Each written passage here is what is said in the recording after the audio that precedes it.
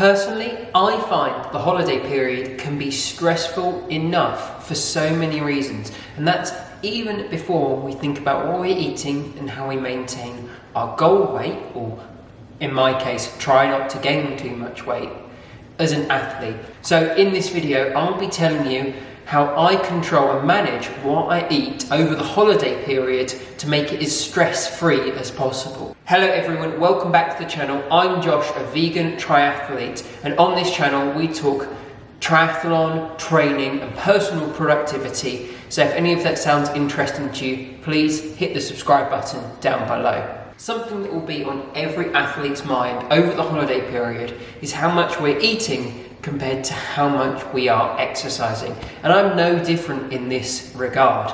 During the rest of the year, I rarely indulge myself, whether it be sweet things or alcohol. But when it comes to the holiday period, this mentality goes totally out the window before I can even realise what I'm doing. But over the years, I've found a good middle ground which allows me to enjoy myself while watching my weight and the exercise that I'm doing. And so we're going to break this video up into a few of the key things that I've found helpful. We're going to talk about sweet treats, being mindful of alcohol intake, keeping up some level of training over the holidays, and finally, although this may seem slightly counterintuitive, not being too hard on yourself. My first tip is going to be to think really carefully about the sweet treats that you have, as it can be way too easy to eat too many of them without even realising. When I'm at home, where I am now, I find myself randomly eating sweet treats and food throughout the day without even thinking about what I'm doing. And this is probably where a lot of the weight that I tend to put on comes from. As other than these times, I still tend to be quite mindful, even though I'm trying to indulge over the holiday period. Therefore, my main way is to avoid eating sweet things between meals and just save them to after lunch or after dinner, if not both in my case. This means that we can still have nice things and indulge and spend time with our family through drinking or through eating extra things that we don't otherwise normally wouldn't. But it means that we kind of limit it a little bit so we don't have this massive uptick in the number of sweet things we are eating that we otherwise would if we kind of just spread them out through the day. I don't think it's reasonable to force yourself to not eat any sweet things over the holiday period, as I think that would make you miserable and it just wouldn't be a very sociable time. And I think at that point you're putting training and exercise far too much over spending time with your family and actually enjoying yourself. But by my kind of thing, only having sweet treats after meals instead of at random points throughout the day, it helps to find a balance, which I think is really important in times like these. Outside of sweet treats, I think that the biggest area that I end up having far too much to eat or calories in without realising is alcohol. And like I said earlier, I don't really drink a lot during most of the year, but as soon as it hits Christmas, December the 1st, the beers are out, Jack Daniels and Coke, whatever it is, I'm having one of those at least every night. Now, this is definitely a counterproductive thing for a number of reasons. Now, firstly, the obvious one is the calories you're putting in. It can be so high you don't even realise. In one of my favourite beers, Brewdog's Punk IPA, there are almost 160 calories per can, and it's really easy to knock back one of those small 330 milliliter cans. You could very easily have 2 or 3 a night without even thinking twice about it.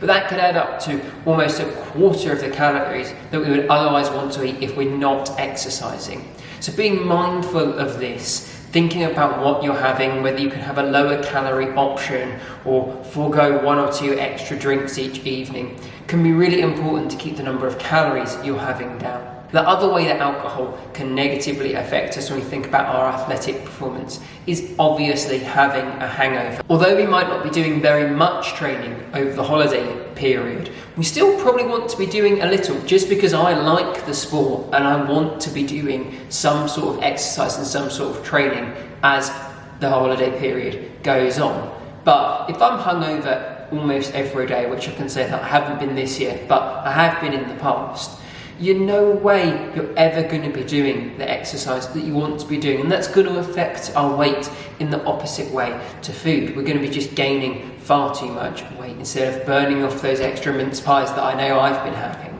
So by thinking carefully about how much alcohol we're going to be having and making sure that we're not having an excess, it really will kind of have a two-pronged effect as to how we manage our health and our weight.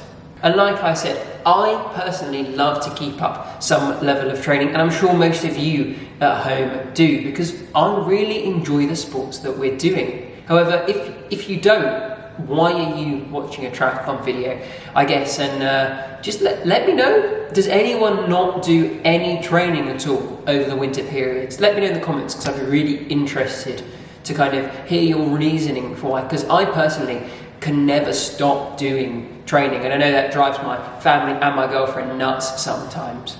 I tend to do things that I enjoy more, whether that's some exploring bike rides or more cafe stops in a year that isn't ruined by COVID. All of these kind of things make me feel much better about exercising over the holiday periods, and that makes me feel better personally, physically and mentally. And it also makes me more healthy and kind of counteracts all the mince pies, the beers, the vegan ice cream that I've been eating far too much, I'll tell you what. This kind of counteracts all of those, and so makes me physically and mentally significantly happier. So if it's not something you've thought about doing, I definitely would keep up some level of training. But like I said, do some things that are slightly more fun, enjoy yourself. Don't make it so regimented, because we definitely need a break from that compared to the rest of the year when it's so structured.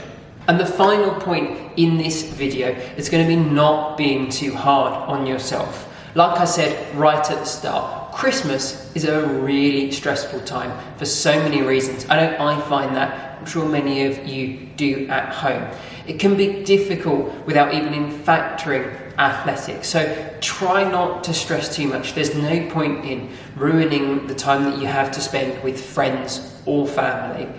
Focusing on those people now and really kind of giving back to the people who support you throughout the year, allowing you to do your sport so much, is something that I think is really important. And so if I eat slightly more and I put on a kg or two more, I just remember that it's probably worth it to give back and to spend some time and to eat some nice food and drink a little bit too much with the people who support us and allow us to do what isn't a very selfish endeavour in the whole scheme of things by doing God knows how many hours of triathlon training a week. And that's it for this video. Think carefully about your food and your alcohol consumption.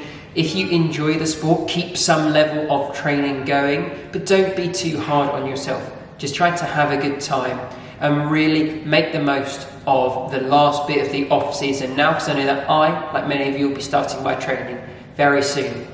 Thank you all for watching. If you've enjoyed, please consider hitting that subscribe button down below.